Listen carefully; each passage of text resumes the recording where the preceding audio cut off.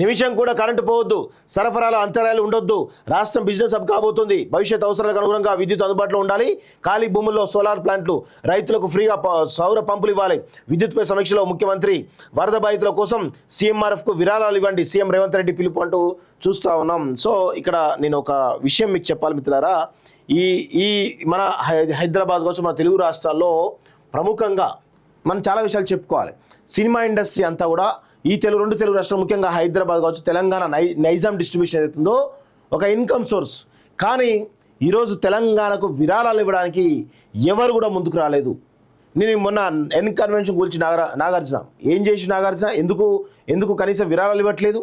ఇక్కడ సొమ్ము తింటూ, ఇక్కడ సొమ్ము తినుకుంటూ, ఇక్కడ వండుకుంటూ ఇదే ప్రాంతం పైన ద్రోహం చేస్తున్నావు అంటే నిన్నేమనాలి నాగార్జున? ఒకసారి ఒక అమ్మాయి గురించి చెప్పాలి. ఒక చిన్న ఇప్పుడిప్పుడే ఎదుగుతున్నటువంటి అమ్మాయి. ఈ అమ్మాయి అనన్య నాగల్ల మన తెలుగు సంబంధించినటువంటి ఒక హీరోయిన్గా ఎదుగుతున్నటువంటి అమ్మాయి. ఆమె మొన్న ఒక పోస్ట్ పెట్టడం జరిగింది. సో 2 రాష్ట్రాల తెలుగు ప్రజలు వర్షాల వల్ల ఇబ్బందులు పడుతున్నారు, ఈ త్వరలోనే ఈ విపత్తు నుండి మన రాష్ట్రాలు కోలుకోవాలని కోరుకుంటూ వరద నుండి ఉపశమనం కోసం 2 తెలుగు రాష్ట్రాల ప్రభుత్వాలు తీసుకునేటువంటి చర్యలకు సహాయపడాలని నా వంతుగా ఆంధ్రప్రదేశ్ మరియు తెలంగాణ ప్రభుత్వాల ముఖ్యమంత్రి సహాయనిధికి చెరొక 2.5 లక్షల విరాళంగా ఇస్తున్నాను, ఆంధ్రప్రదేశ్ సీఎంఓ అదేవిధంగా తెలంగాణ సీఎంఓ అంటూ ఆమె పోస్ట్ పెట్టడం జరిగింది. సో ఈమె ఇప్పుడిప్పుడే ఎదుగుతున్నటువంటి ఒక నటి, మంచి గుర్తింపు వస్తూ ఉంది.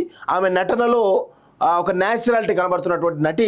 సో అదేవిధంగా ఆమె ఒక నటిగానే ఎదగడం కాకుండా సామాజిక బాధ్యతలో భాగంగా ఇక్కడ ఉన్నటువంటి తెలుగు ప్రజలు నన్ను ఆదరిస్తున్నారు కాబట్టి ఏదో విధంగా నిన్ను వీళ్ళ రుణం తీర్చుకోవాలనే దాంట్లో ఆ అమ్మాయి సరే తను డబ్బులు ఉన్నాయా లేవా పక్కన పెడితే 2.5 లక్షల రూపాయలు మొత్తానికి 2 తెలుగు రాష్ట్రాలకు ఇవ్వడం జరిగింది. నేను ఒకటే అడుగుతా ఉన్నాను, మిగతా హీరోలు, మిగతా హీరోయిన్లు ఈ నైజాంను కానీ ఈ 2 తెలుగు రాష్ట్రాలను కానీ దృష్టిలో పెట్టుకొని వాళ్ళు వందలాది వేలాది కోట్ల రూపాయలు సంపాదిస్తున్నారు. ఎక్కడ పోయింది మీ సోయి? సామాజిక కోణం లేదా మీకు? సామాజిక దృక్పథం లేదా మీకు? ఇక్కడ సినిమాలు రిలీజ్ కావడానికేమో ఈ 2 తెలుగు రాష్ట్రాలు కావాలి, కానీ ఇక్కడ ఉన్నటువంటి విపత్తుల్లో ఇక్కడ ఉన్నటువంటి ప్రజలు బాధపడుతూ ఉంటే కనీసం ఆదుకుందామనేటువంటి సోయి లేని చాతగాని దద్దమ్మలు మీరంతా కదా. ఈ అమ్మాయికి ఉన్న సోయిలో మీకు కనీసం 1% కూడా లేదు కదా. మీరు మనుషులు, మీరు కథనా, మీరు బతుకులా? ఇక్కడ ఉన్నటువంటి మధ్యతరగతి ప్రజలే కదా మీకు టికెట్లు కొని సినిమా చూస్తే మీరు అందరూ ఈరోజు హీరోలు అయింది, మిమ్మల్ని ఆదరిస్తే మీరు సెలబ్రిటీ స్టేటస్ వచ్చింది. ఒకవేళ ప్రజలు ఆదరించకపోతే మిమ్మల్ని కుక్కలు కూడా దేకమనే విషయం గుర్తుపెట్టుకోండి. చిన్న అమ్మాయి, ఇప్పుడిప్పుడు ఎదుగుతున్నటువంటి అమ్మాయి, ఈ అమ్మాయి ఇంత పెద్ద ఎత్తున ఆమె కనీసం ఏదో ఒక ప్రజలకు నేను ఒక సామాజిక బాధ్యత చేయాలన్నటువంటి ఒక ప్రయత్నం చేస్తూ ఉంది.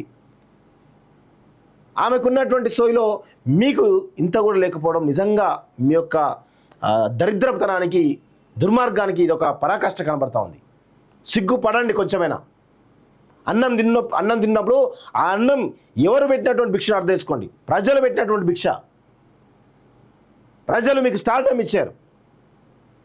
సిగ్గుపడండి కొంచెమైనా.